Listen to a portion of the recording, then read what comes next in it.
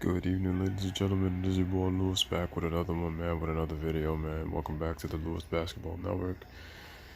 Make sure you subscribe, man. Make sure you like this video, man. Make sure to share this video so that you keep receiving the latest content, man. It only helps the channel grow. So, tonight's NBA action. We had the Sixers and the Nets, man. I was excited for the Brooklyn Nets, but unfortunately for them, they lost 131-115, sorry.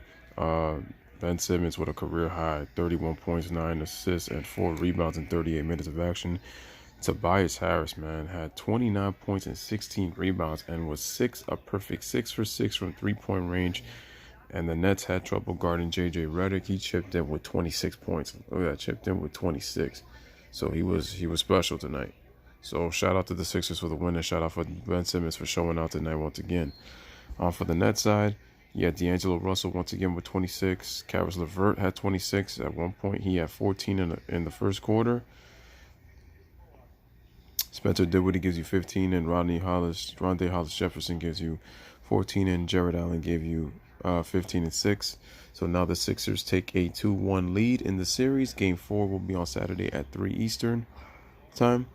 Look at the stats real quick. Sixers shoot 48% from the field to the Nets 41. Sixers, while they didn't shoot great from three-point range, it still equated to 40%, which is good for a team. The Nets only shot just, half of that percentage, 20.2% lower, about a little bit under half, at 20 and a half.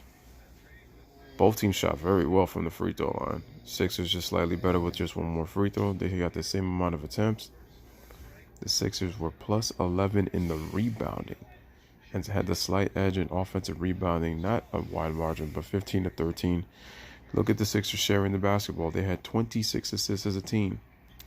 Also had 5 blocks, 9 steals. I had one more turnover. The Nets did control the points in the paint.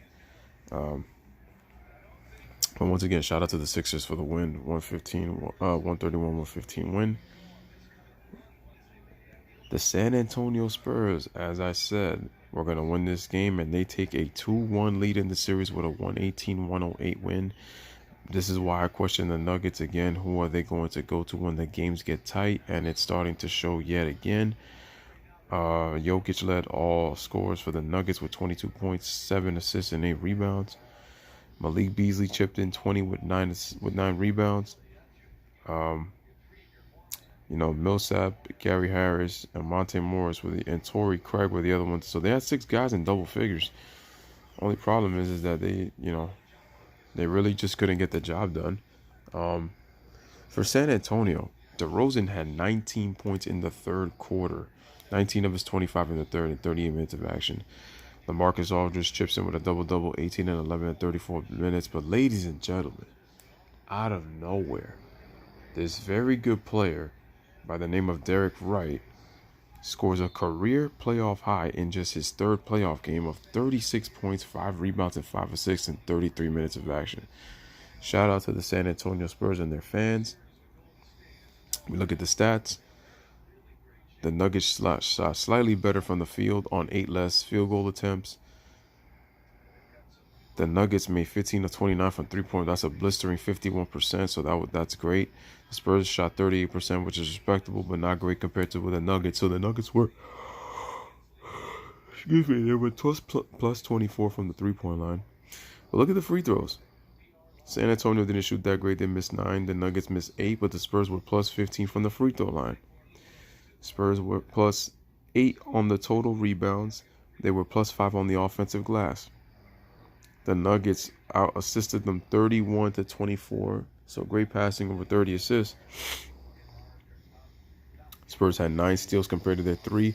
And the Spurs only turned the ball over 6 times and got 6 and outscored them by 20. 62 to 42 in the paint. And with 7 less turnovers. So the Spurs kind of nearly played a near flawless game. So it was competitive throughout for a little bit in the first half. But DeRozan scoring 19 in the third quarter was a big, huge spark. And the Spurs win 118-108. So shout out to them. And this current game right now, I am currently watching this game. And if you guys can see, Kevin Durant came out and balled out from the start. He already had 38 points in 25 minutes, so it's just a little bit more in 29. But KD is shooting lights out with the basketball, and he was being patient, being smart. The Clippers have tried to goad him into fouls, but there's a problem though. The problem that I'm having though is that KD got his third technical foul. These referees with these stupid ass calls, it's getting ridiculous, man. Just having a conversation with Jermichael Green, and it's like they can't even have one. They both have to get double T'd.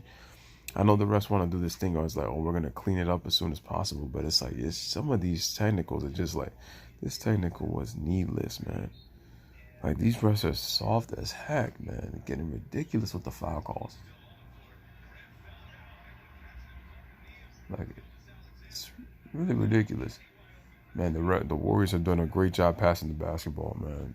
Really being very crisp on the offensive end.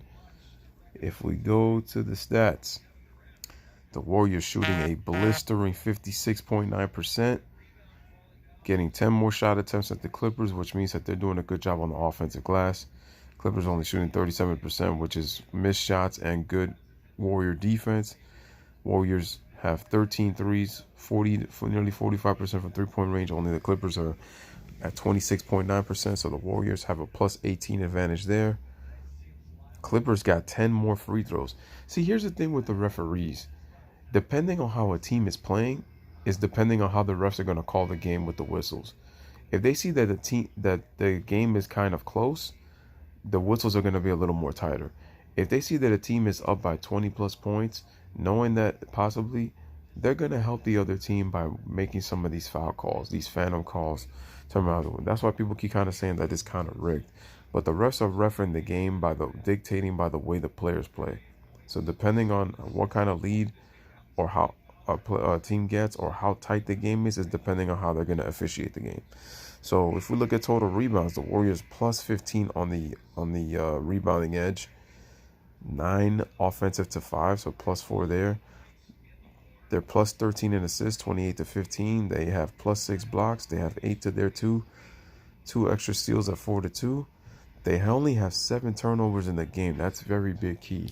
When you don't force the Warriors into turnovers, they're that much more dangerous. Points in the paint, plus 12, 38 to 26. And this game is currently going on. The score is 109-76 in favor of Golden State. 33-point lead. We already saw that epic collapse in Golden State. But I think these guys are too laser focused to let this lead slip away once again and be a part of the wrong side of history. I think the Warriors are going to pull this. This is going to be a wire-to-wire victory.